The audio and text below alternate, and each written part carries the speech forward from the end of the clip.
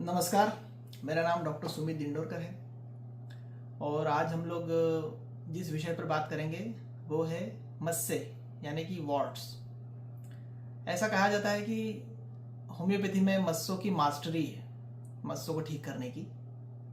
ये बात बिल्कुल सही है, क्योंकि एलोपैथी के हिसाब से देखें तो वो बोलते हैं कि मस्से वायरल होते हैं, वेरुक्का, और उनके पास कोई प्रॉपर ट्रीटमेंट उसके लिए नहीं है। जैसे एलोपैथी में, जैसे मैंने बताया, एंटीबायोटिक्स रहते हैं बैक्टीरिया को मारने के लिए, पर एंटीवायरल नहीं होता है। तो इसलिए एलोपैथी में मस्सों का भी देखा जाए तो कोई प्रॉपर ट्रीटमेंट नहीं है।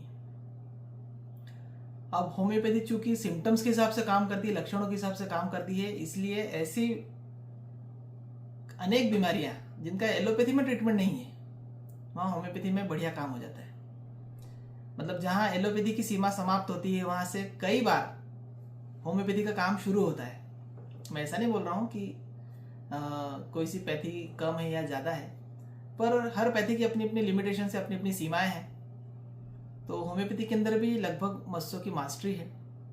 मस्सों के अलग अलग प्रकार रहते हैं। सॉफ्ट वॉर्ट्स, जैग्ड वॉर्ट्स यानी कटे फटे वॉर्ट्स रहते हैं, कॉन्डेलोमेटा, फिग वॉर्ट्स, फ्लैट वॉर्ट्स हल्के से थोड़े से उठे हुए रहते हैं, ब्राउन वॉर्ट्स, ब्लैक वॉर्ट्स। कई बार कीलें जो रहती हैं, व्हाइट हेड्स बोलते हैं, वो भी मस्सों जैसी दिखती हैं। तो होम्योपैथी में हम लोग इस प्रकार मानते हैं, यदि एनर्जी के लेवल पर कुछ गड़बड़ियां हुई है आपके शरीर में तो बीमारियां तैयार होती है। ये होम्योपैथी का नेचर्स कॉन्सेप्ट है। यदि आपका वाइटल फोर्स किसी अननेचुरल एनर्जी से इन्फ्लुएंस्ड हुआ है, किसी बीमारी के चपेट में आया है, किसी एनर्जी की चपेट में आया है, आपका वाइटल फोर्स, आपकी जीवनी शक्ति डिरेंज हुई है, वो नॉर्मल फंक्शनिंग अगर मान लो डिसफंक्शन हुआ है तो बीमारियां क्रिएट होती है। ये एक कॉन्सेप्ट है, एक थ्योरी है होम्योपैथी में। तो इसलिए होम्योपैथी में मस्सों का अच्छा ट्रीटमेंट मिल जाता है, क्योंकि हम लोग एनर्जी के लेवल पर बात करते हैं, एनर्जी के लेवल पर ट्रीट करते हैं। केवल कुछ मस्से ऐसे हैं जो कई बार होम्योपैथी से ठीक नहीं हो पाते हैं। यदि मस्से ने बढ़कर स्किन टैग का रूप ले लिया है ना, चमड़ी का ही एक भाग बन गया, एकदम सॉफ्ट वॉर्ट, एकदम सॉफ्ट वाला मस्सा है, तो जनरली वो ठीक नहीं हो पाता है। जैसे कई लोगों को गर्दन के आसपास बारीक बारीक मस्से होते हैं, जो अधिकतर मोटे लोग रहते हैं जिनका वजन बहुत ज़्यादा है, उनको बगल में और गर्दन में केवल ऐसे चमड़ी के ग्रोथ, ओवर ग्रोथ के फॉर्म में रहती है। तो वो मस्से जनरली हम लोगों ने कई बार ट्रीटमेंट देके भी देखे, साल 2 साल, पर उनको कोई विशेष रिलीफ मिल नहीं पाता है।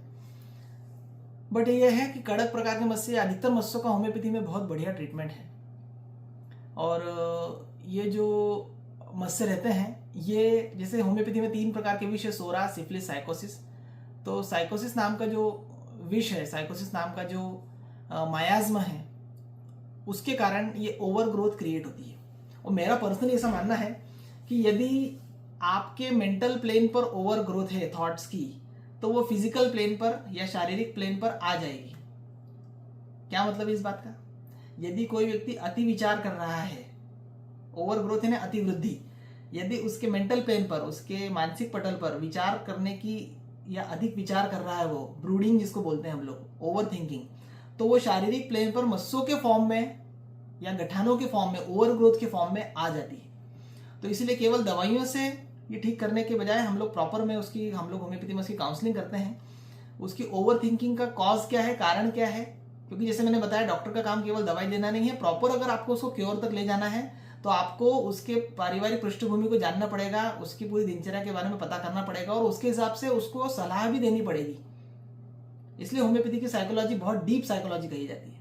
ठीक है, अब मस्सों की दवाइयों की हम लोग बात करें, नॉर्मली लोग होम्योपैथी में थूजा नाम की दवा, आजकल कई चैनल वाले थूजा दवाई को या प्रमोट कर रहे हैं, पर मैं आपको बता दूं कि थूजा के अतिरिक्त भी मस्सों के लिए होम्योपैथी में सैकड़ों दवाइयां हैं, सैकड़ों दवाइयां।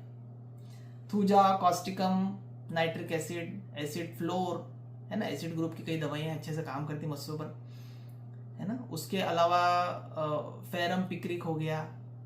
अभी हमारे मेरे एक सीनियर मेरे अंकल लगते हैं, वो डॉक्टर प्रकाश बागुल, उन्होंने एक पेशेंट को सिनाबेरिस नाम की एक दवाई आती है होम्योपैथी में, जो नेचुरल सिंदूर रहता है, उसका प्लांट आता है, उससे सिनाबेरिस नाम की दवाई बनाई जाती है। तो उन्होंने सिनाबेरिस दवाई देकर उस मस्से को, उस पेशेंट के मस्से ठीक किए। मतलब होम्योपैथी में चूंकि दवाइयाँ फिक्स नहीं होती है, इसीलिए व्यक्ति को अपने थिंकिंग, एक होम्योपैथी डॉक्टर को बहुत ब्रॉड रखनी पड़ती है कि किसी भी दवाई से मस्से क्या किसी भी बीमारी को आप होम्योपैथी में ठीक किया जा सकता है। बस सिम्टम सिमिलरिटी मैच होना चाहिए, सिम्टम्स जो है वो बराबर मैच होना चाहिए जो बुक्स में लिखा हुआ है। तो उन्होंने बताइए आप सिनाबेरिस दवा से उस पेशेंट के मस्से ठीक किए।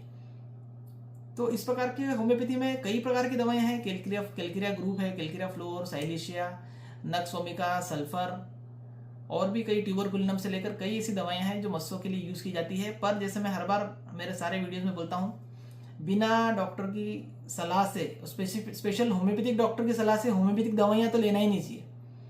एलोपैथी के लिए तो भी लोग आजकल एक ट्रेंड चला गया कि मेडिकल पे जाकर सिर दुख रहा है पेन किलर ले लेते हैं, बुखार है तो एंटीबायोटिक मन से ले लेते हैं, कई पेशेंट तो स्टेरॉयड और पंप भी मन से ले रहे हैं, जो कि सही नहीं है।